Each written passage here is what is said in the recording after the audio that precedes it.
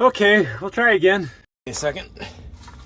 It's important to remember, I'm not an electrician. I'm just an RV tech, so I know a broad range of things and trades, but my depth of knowledge is incredibly shallow. And electricity, especially AC, single phase, 240 electricity, isn't too different than magical atom juice.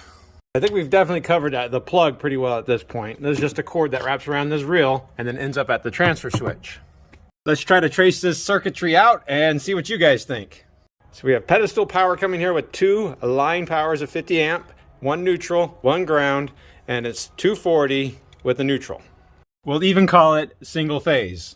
It's just gonna do that, transfer power. And don't worry, we don't have any power going on right now. I'll let you guys read that schematic. Pause if you want. Well, it might look really impressive right here. We just have power coming in right here from the shore power up to this relay, and then the power coming in from here from the generator up front, which is a 12.5 kW Onan diesel generator. Now, most of the circuitry in here is just going to sense power coming either from the shore power or from the generator with a time delay. If the generator's running, it'll always defer to the generator. Even if you're plugged into shore power, it'll still just keep the shore power disengaged, keep the generator going. The relay just engages, push those contacts in, connects the generator to this contact right over here, which goes up to the load panel inside. If you follow the color code, you have white, white to white, red, red to red, black, black to black, and of course, ground just goes to a grounding block right there, which goes to chassis or earth ground, even though there's no real earth ground on a RV, except when you're plugged in with the shore cord at a pedestal. If you do have shore power and you're running off shore power, that contact will engage, connect red to red, black to black, white to white, and then of course ground down there. The rest of all this circuitry in there is because it does have surge protection built into with this transfer switch. You might also notice these sensors right there, these induction coils that will read amperage going through the line power, nothing on the neutral because we can't read power on the neutral, as I've tried to explain. And then once it leaves here, it goes up this conduit to the load center, which is located inside right here. And this is a Simmons manufactured housing load center. Look like a load center that most houses might have. Of course, not a 200 amp load center, but very similar. Of course, right here is the main power coming in on two 50 amp breakers, but they are bonded together there. That feeds power to all these breakers right here, which are all just single 120 volt circuits. Take this off. Look at the connections underneath. Again, we're de-energized. There's no power here. So from that load center conduit on the transfer switch comes in here. We have the red and the black right here going to those main breakers. And then the white is coming right here to the neutral bus. I don't know if you can follow that around. There is no bonding from the ground side or the chassis side to the neutral bus on this side. There's the white one coming in, neutral bus, ground right here, no bonding. Now, like most load centers, the main power coming in is going to feed every other block here. Kind of hard to see the sawtooth of these bus bars there, one on this side, one on that side. So every other bank right there is going to be a different load line. So in this setup, it's always kept as 120 volts no matter what. You have 50 amps coming in on each side, feeding 50 amp power on each side for 120 volts. Now, hopefully that answers some questions, but what is this? This is a sub panel from the inverter. Inverter is another power source that can take battery power and turn it into 110 power, but it's not enough to power up the entire coach.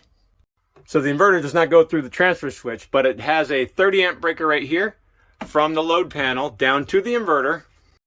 In the basement down here, the 30 amps will come into this guy right here, but I want to take that apart to show you guys, so let me go in the shop.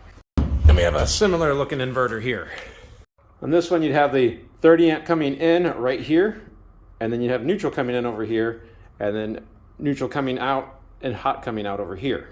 Notice the grounding lug is right there, kept separate. This isn't bonded from neutral to ground either.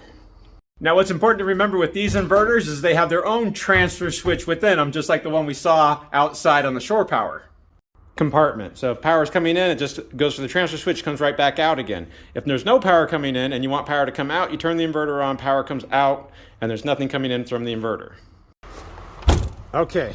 Now I know I keep talking about power going in and power coming out, and I know that AC power is bidirectional going in and out, so all my terms are wrong, but this is just so I can understand it as a simpleton. 30 amp power goes down to the inverter, through the inverter's transfer switch, right back up to the sub panel here. Of course, the neutral's doing all the same thing too. Will then be distributed to the rest of the appliances that run off the inverter. If you're running the inverter. If you have shore power or generator power, it's just going down right back up again to here. So we take this off, we'll see power coming from the inverter onto the main breaker right here, which is another main breaker. Then we'll have the individual circuits. You have the neutral bus bar right here and the ground bus bar up there. And again, they're not bonded together. They're completely separate even here. But on the sub panel here, you'll find that it was the slide out, the basement, the driver's side slide out, microwave and refrigerator that are designed to be run off the inverter. Circuits are pretty much general purpose for the TVs, the microwave, the 110 outlets, but most importantly, the refrigerator. We check for power, 30 amp breaker to the inverter, no power there, and then no power coming from the inverter down there. Come over here and go to AC power, turn the inverter on. Refrigerator just turned on, microwave just turned on. When I check for power here, we have 120 volts. If I move it over to here, still nothing coming back from the inverter because that would be backfeeding, which would be bad, which is why the inverter has a transfer switch on it. Now, I don't have good shore power here at my shop, but let me start the generator. See right there, it's a 50 amp double pole AC breaker, so there's two 50 amp breakers there.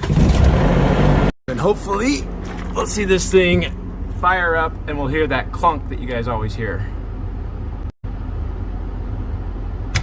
Okay, so we just engaged the relay to put generator power coming from this side up to the load center.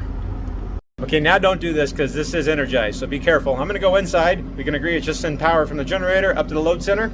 Even on generator, we do have 240, but every branch circuit's gonna be at, hello, gotta turn that back on. 122. And so as long as each one of these buses doesn't go over 50 amp, this breaker's not going to trip. The breaker at the generator won't trip, and we'll be able to use at least 50 amps on each one of these legs here. 120 volts. So I do hope the rudimentary dissection of the load center in here helps explain 50 amp service on an RV better. The real extent of my knowledge ends at the end of that shore cord. The magic that takes place at the transformer, the transmission lines, the substations, and the generator plants, it's all magic to me. I don't really know how most of that works. My knowledge ends at the end of that cord. But now I got to put all this back together. Luckily, I need to check all these connections anyways for the inspection. So if the confusion is a split phase, that's just again how I'm going to call it, because we do have the single phase that does get split to two different sides. I'll accept that it's my wrong terminology then. It's just how I use to explain systems to people as best as I can. But thank you for coming to my TED Talk.